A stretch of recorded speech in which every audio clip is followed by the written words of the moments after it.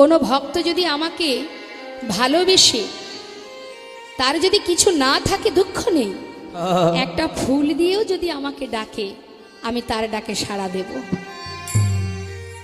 তখন দেবর্ষি নারদ বলছে, হে প্রভু, যদি তার কাছে ফুল না থাকে? ভগবান বললেন, কোনো দুঃখ নেই, কেউ যদি একটা তুলসী পাতা দিয়েও আমাকে ডাকে আমি তার ডাকে সাড়া দেব।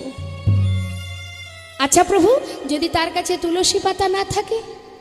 ভগবান বললেন, কোনো দুঃখ নেই, কোনো জীব যদি ভালোবেসে আমাকে এক গণ্ডূষ গঙ্গা জল দিয়েও ডাকে আমি তার ডাকে সাড়া দেব।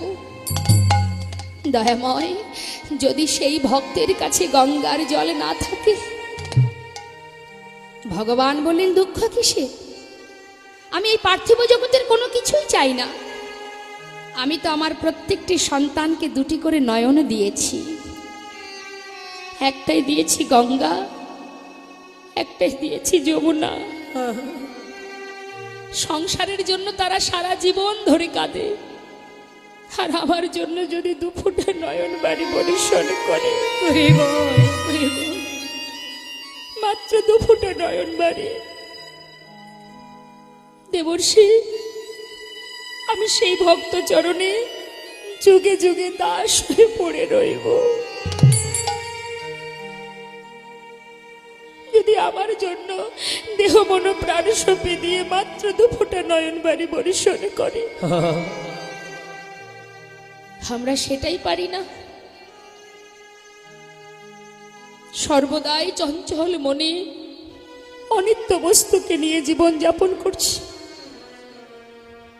শুধু হে ভগবান, যশং দেহি ধনং দেহি পুত্রং দেহি, শুধু দিয়ে যাও, আমাকে এটা দাও, ওটা দাও, সেটা দাও। আমরা কি দিই ভগবানকে? একবারও ভেবে দেখি কি দেন না ভগবানকে, কি সেবা দেন বলুন তো? কি সেবা দিই আমরা ভগবানকে? মাত্র দুটো নকুল দানা, দুটো নকুল দানা ভগবানকে দিয়ে আসি। আর সকাল থেকে সন্ধ্যে পর্যন্ত রান্নাঘরে আমাদের দিনটা কেটে যায়।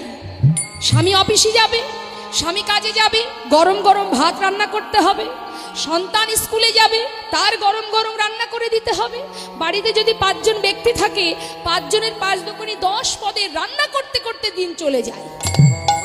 বাবা বলুন তো, বাজার থেকে স্ত্রী বলুন, সন্তান বলুন, বাবাকে বলি, বাবা বাজারে যাচ্ছ, খাবার আনবে। বাবা কি করে? বাড়িতে যদি 5 জন ব্যক্তি থাকে, 5 জনের জন্য গুনে গুনে 5টা রসগোল্লা নিয়ে আসে, তাই না মা? 5টি রসগোল্লা বাড়িতে আনে 5 জনের কথা মনে করে। কিন্তু একবারও ভেবে দেখি না আমরা যে এই 5টি রসগোল্লার টাকাটা যিনি যোগান দিলেন তার জন্য কি নিয়ে এলাম? তার জন্য সেও তো আমার বাড়ির একজন। হরি বল। তার জন্য ভাবলাম কি, ভগবান শুধু দেখে, চাই না।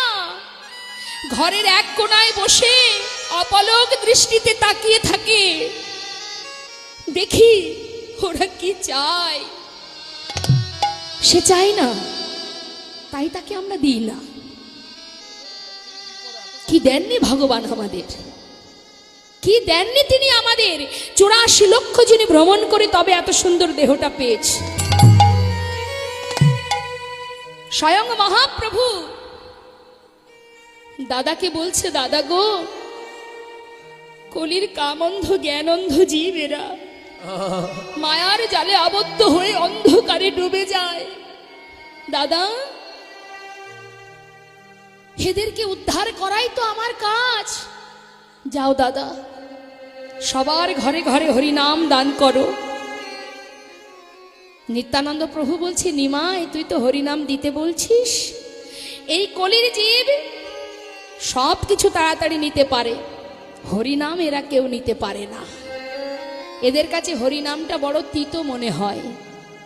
গৌর হরি বললেন, দাদা আমি জানি গো, এরা সহজে হরিনাম নেবে না, কিন্তু তাই বলে তো আর হাল ছেড়ে দিলে হবে না দাদা। আমি তোমায় বলছি শোনো। দেখুন মা, কি ছিল দরকার? ভগবানের কি দরকার? তিনি তো বিশ্ব ব্রহ্মাণ্ডের মালিক। তার কোনো প্রয়োজন আছে পথে পথে কেঁদে বেড়ানো? আমাদের জন্য, আমাদের উদ্ধারের জন্য তিনি কি করছেন? দাদাকে বলছে, দাদা শুনে নাও, জীবের ঘরে ঘরে নাম দেবে, যে হরিনাম নেবে তাকেও দেবে, যে নেবে না তুমি তাকেও দেবে।